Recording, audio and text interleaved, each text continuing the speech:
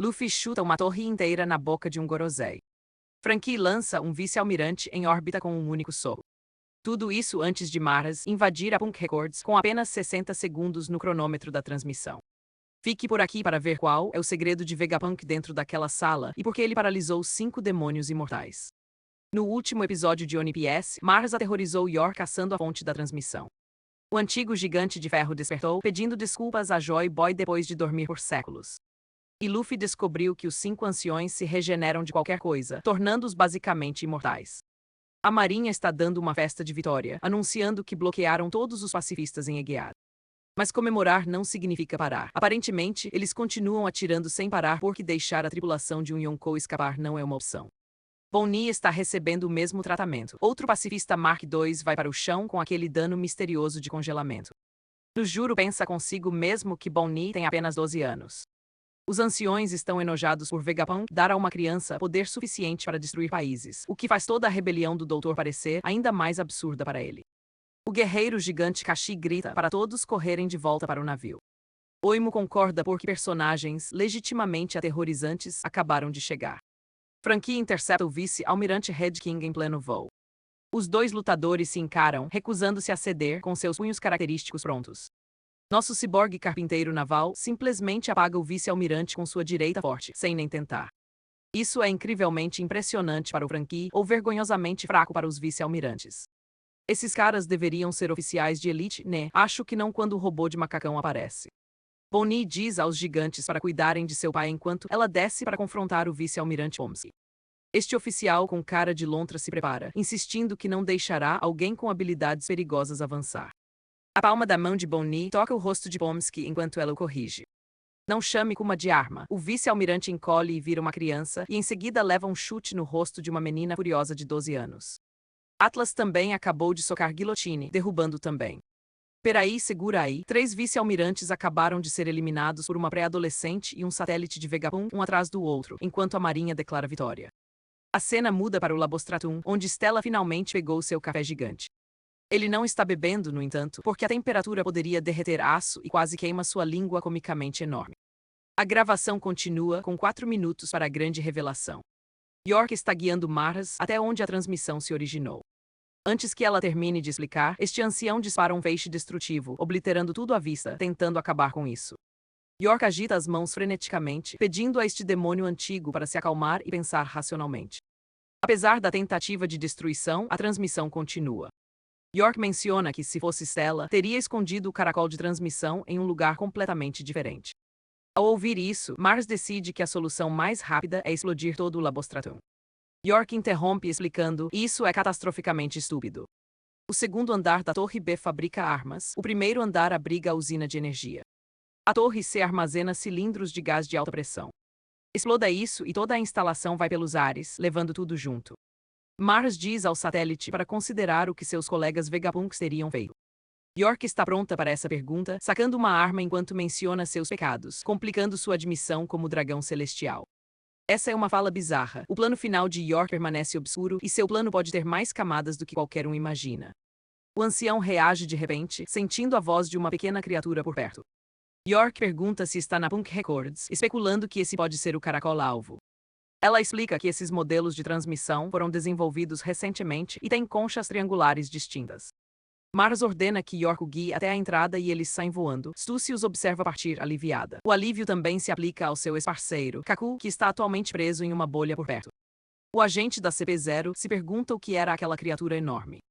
Com base na conversa que ouviu, Stussy deduz que ele é um dos 5 anciões. Kaku concorda, tremendo ao lembrar da transformação. Agora agindo de forma arrogante, Kaku pergunta se sua colega traidora foi abandonada por seus novos aliados depois de trair o empregador deles. O corpo de Stussy treme enquanto ela o corrige. Ela escolheu ficar para trás porque alguém precisa assumir a responsabilidade por esta missão final. Essa resposta confunde Kaku de verdade. O caos se instala quando os chapéus de palha percebem que Stussy ficou. Edison explica que a barreira precisa ser baixada exatamente quando o navio deles escapar, mas os pedidos de controle do domo exigem o centro de comando. Nami é totalmente a favor de fugir, mas se sente ansiosa com isso. Robin acorda perguntando como eles compensarão a distância que o Vega Force Oni deveria carregá-los. Edison confirma sua preocupação e faz os cálculos. A matemática e a física indicam que o navio definitivamente vai cair. Isso desencadeia outro pânico, porque ninguém gosta de ouvir sobre pousos forçados garantidos. O Zop anuncia que a preparação para o Cove de Burst está completa. Quando o grupo de Zoro retornar, eles executarão um super salto para outro lugar. O momento do retorno deles parece questionável, então ele precisa da ajuda de todos para conseguir isso. Edison ri, esses piratas são muito mais problemáticos do que ele imaginava. Ele admira a determinação deles, acreditando que é sempre a fonte de milagres, mesmo para cientistas. Com essa declaração, ele se lança para baixo, prometendo: o Sunny vai chegar na água de qualquer jeito. Ele pede a confiança deles enquanto calcula internamente que seu corpo maltratado sofrerá 78 de dano. Eles gritam por ele enquanto ele despenca pela grade de laser. Este é o esforço máximo, e Edison se recusa a morrer sem lutar. As embarcações da marinha de repente sentem um vento forte puxando-as para o centro da ilha. A transformação de verme de Jai Garcia Peter opera como um aspirador de pó do tamanho de um planeta, sugando soldados azarados para sua boca. Dory e Brogy comentam sobre a força dessa sucção, que torna o avanço brutal, e sinceramente, não importa o quão poderosas essas habilidades sejam, ter o que é essencialmente uma fruta do aspirador divino não é exatamente uma marca intimidadora.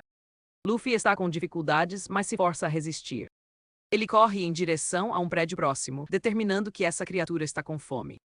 Nosso capitão decide que alimentá-la com arquitetura faz todo o sentido, chutando a torre inteira direto na boca do Gorosei como se estivesse tampando uma garrafa.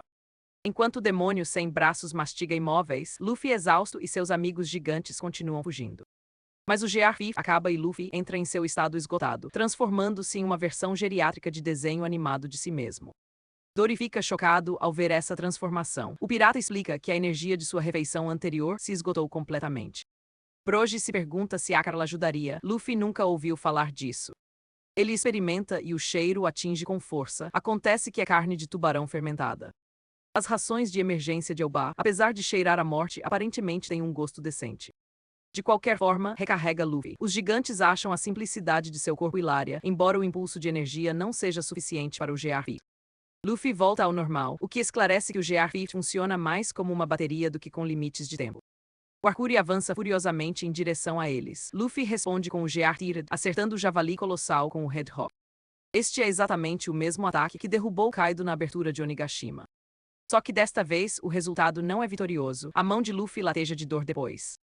Então, esse porco é mais resistente que o Kaido. Esses anciões são ridiculamente superpoderosos. No Labostratum, o Zop grita, vendo algo subir em direção a eles. Chopper especula que pode ser um caranguejo, mas aquelas pernas de aranha pertencem a Saturn.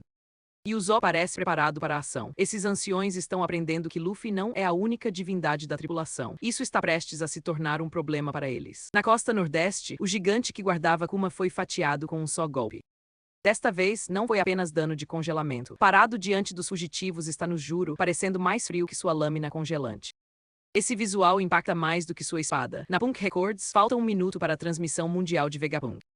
Mar se aproxima de um Denden Mushi em forma humana, comentando como o cientista não tem um minuto de paz.